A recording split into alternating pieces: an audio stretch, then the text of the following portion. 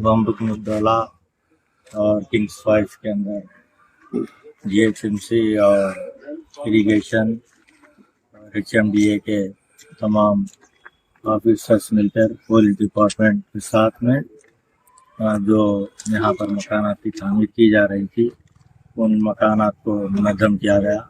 और जैसे ही चला सदर मजलिस अली जनाब अलहाज बैरिस्टर असदुद्दीन डिपार्टमेंट को मिली, उन्होंने मुझको रवाना किया।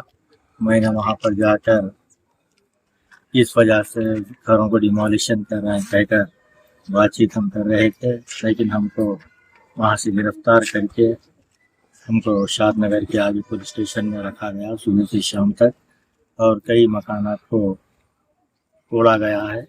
तो हम ये कहना चाहते हैं कि अगर आपको लीक की ज़मीन थी या और कोई गवर्नमेंट लैंड थी, तो जिस वक्त यहाँ पर तामीर की जा रही थी जो आवाम पैसा देकर खरीदी है, तो वहाँ पर वो जब मकानात की तामीर कर रहे थे उसी वक्त में आकर चाहे रेवेन्यू डिपार्टमेंट हो या फिर इरिगेशन डिपार्टमेंट हो उनको रोकना चाहिए था, लेकिन उन्होंने ऐसा नहीं किया। बल्कि जब मकानात तामीर हो गए और कई लोग इसके अंदर अपनी ज़िंदगियों को बसर कर रहे हैं, लेकिन उन्होंने एक मनसूबाबंद साजिश के ज़रिए यहाँ के जो मकानात को डिमोलिशन किया है।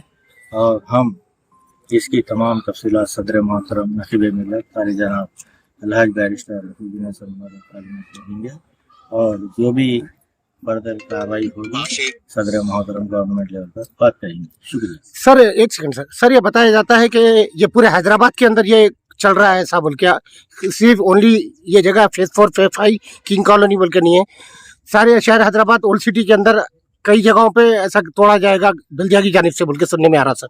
अभी देखिए हुकूमत की क्या पॉलिसी है, हुकूमत क्या चाहती है। ऐवान असम्बली के अंदर जिस वक्त इस बिल को लाया जा रहा था, अकबरुद्दीन अवैसी साहब कायद ऐवान मुसलमाना ने इस बिल की मुखालिफत की, और हाइड्रा जो बनाया जा रहा है उसकी मुखालिफत कर उन्होंने कहा है कि जिस तरीके से गैर मजाज तामीरात नालों के ऊपर हो या फिर तालाबों के बाजू हो जो तामीर किए जा रहे हैं, उसको जो कई बरस से लोग अपने ज़िंदगियों को गुजार रहे हैं। तो अकबर साहब ने कहा कि जो GHMC की हेड ऑफिस है वो खुद एक नाले के ऊपर तामीर की गई, उसके लिए आप क्या करेंगे। उन्होंने हुकूमत से सवाल किया, लेकिन हुकूमत उसका कोई जवाब नहीं दी। लिहाजा एक पार्शलिटी पुराने शहर के अवाम के साथ कांग्रेस हुकूमत करना चाह रही है। तो लिहाजा अवाम को भी जानना चाहिए कि किस तरीके से आज काम किया जा रहा है वो अवाम के सामने। सर ये एक और एक बात है सर, ये मस्जिद गौसिया है, उसके बाजू में और एक मस्जिद है। ये मस्जिदों को छोड़ते हुए खास तौर से कुलीन मंजिल से ज़्यादा मुस्लिमीन के ही घरों को टारगेट बनाया गया, इसकी क्या वजह हो सकती है सर? और भी आसपास में कई ऐसे मकानात हैं, कई ऐसे चीज़ें शादी खाने हैं, उसको छोड़ के इसी को टारगेट बनाने की वजह क्या हो सकती है सर? देखिए कुलीन मंजिल से ज़्यादा मुस्लिमीन के बोलकर नहीं, बल्कि जो भी लोग मकानात बनाए हैं उनको एक टारगेट किया जा रहा है, ताकि एक आदमी अपनी ज़िंदगी की एक बहुत बड़ा हिस्सा जब कमाता है तो वो एक अपनी मकान वगैरह बनाकर रहने के लिए, लेकिन जब आप पूरा तामीर करके लोग यहाँ पर 5-5 साल से 4-4 साल से ज़िंदगियों को गुजार रहे हैं, तो वहाँ पर आकर टारगेट करके तोड़ा जा रहा है।